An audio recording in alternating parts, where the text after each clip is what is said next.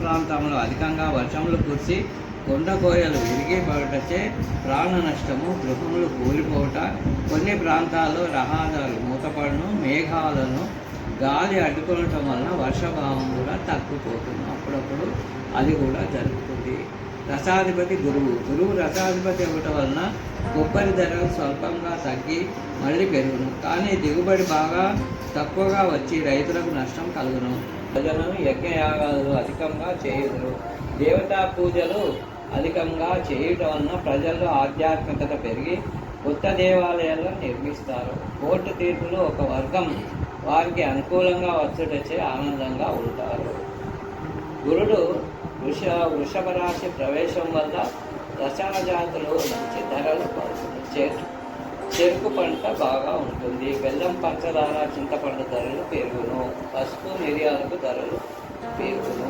తీర ఫలించును.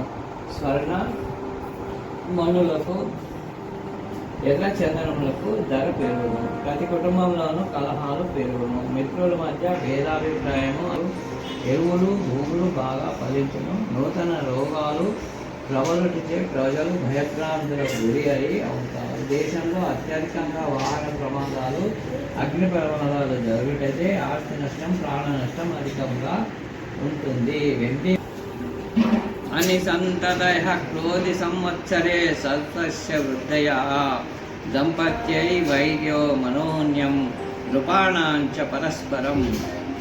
ఏమంటుండు? క్రోధినామ సంవత్సరం పంటలు అభివృద్ధి అంతంత మాత్రమే ఉండును. కొత్త దంపతులు పరస్పరం ఒకరికొకరు విరోధం కలిగి ఉందురు. ఆయా రాష్ట్రాల పాలకులు పరస్పరం విరోధం కలిగి ఉందురు. రెండు కొంచెముల వర్షములు వారి రెండు కొంచాలు అంటే ఒక ఏడాదికి సరిపడేంత వర్షం ఒక కొంచెం.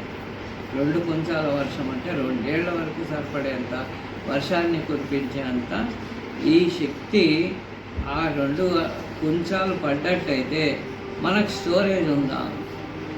స్టోరేజ్ లేకపోతే కొట్టుకోపోతుంది. పడ్డాయి.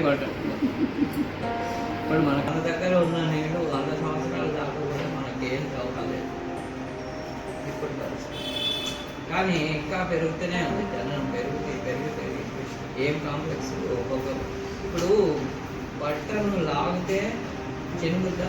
చినుగదు. దానికి అన్ని హోల్స్ చేద్దాం. అప్పుడు లాగితే ఏమైంది? ఇప్పుడు ఈ భూమి పరిస్థితి కూడా అదే. 1000, 2000, 1400 పోతున్నాయి బోర్లు లోపలికి. ఇప్పుడు ఒకే ఎకరంలోనే 100 బోర్లు